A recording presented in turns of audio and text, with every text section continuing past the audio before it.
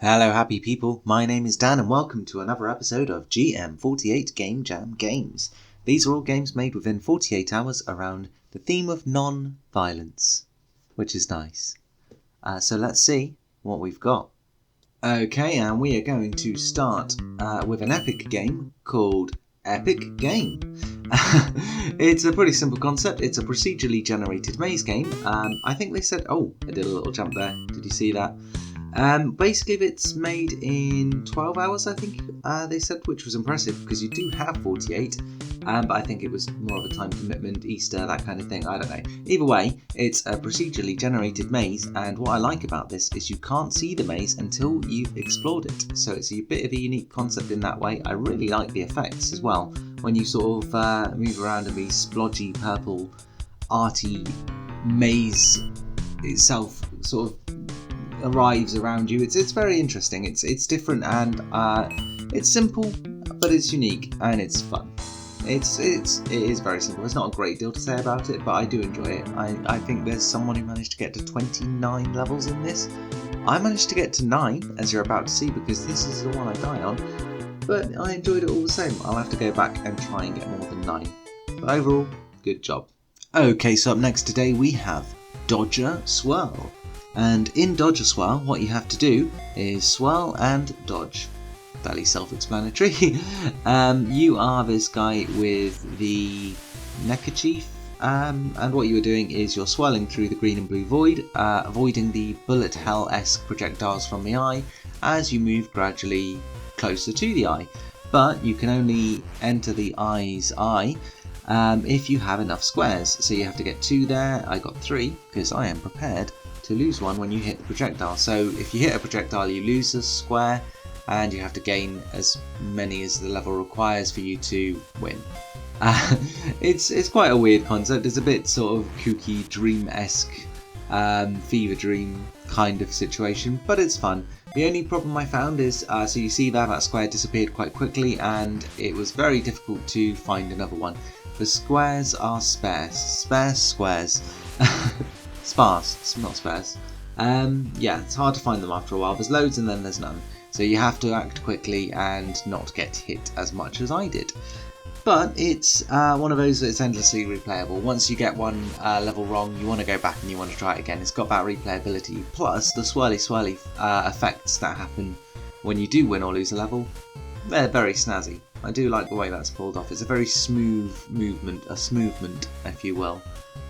So I got 4 there. The requirement was 3, but I am prepared because I got hit a lot. But in other cases, so here the requirement was 4. I think that's as good as I got.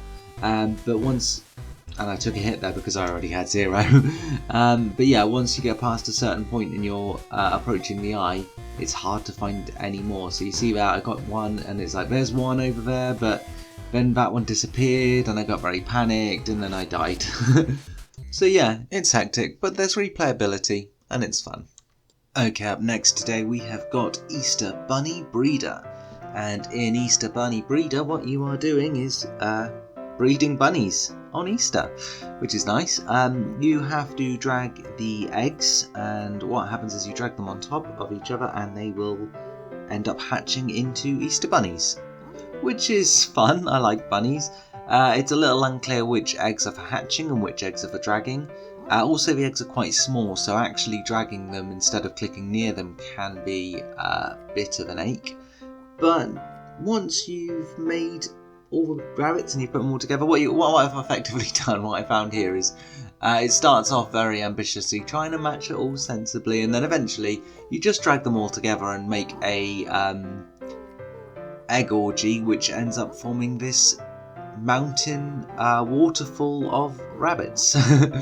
Which is fun, it's interesting. It was made in Game Maker Studio 1.4 as well, which is interesting. I thought that Yo-Yo Games were culling anyone still using that, but apparently not. And I made 236 bunnies, so what a quirky little game. Okay, and finally today we have... Mail call! Gather round, everyone! Yes, we have got Mail Call. And in Mail Call, you have to deliver mail. Simple as that, really. What you have to do is use space to shoot the parcels and enter to drop them onto the flashing people on the floor. You're doing a mail drop, and you're also delivering mail to the blimps that are helpfully marked "Give Mail." It's basically a parody of, from what I can tell by the looks of it, "Oh, you're my hero. Thank your postal workers." It's a parody of the 1945 style plane shooting games.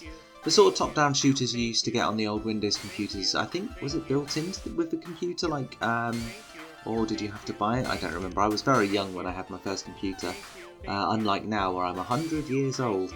But back then, in the early days of computers, you had, I think, some sort of playing game either bundled in or my parents just bought it with the computer.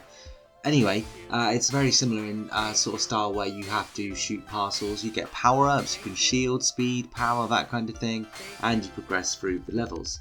What I find interesting is it is very much a parody of those games because you're delivering mail rather than shooting things.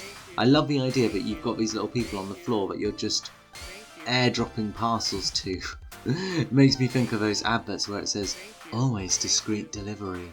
I just imagine myself leaning out of this plane going, "Mr. Johnson, your dildos are here!" and then just dropping them from the sky. or it's knives. I'm just delivering knives to these people. That's why they're flashing red. It's just an outline of blood because I'm just dropping knives from the sky. No, this got dark quick. I'm sorry, I'll stay on track. I'm also shooting these planes with mail too. And I got swept away there because I did bump into them. I did find I could still collide with them even after I delivered mail, which didn't make sense a lot.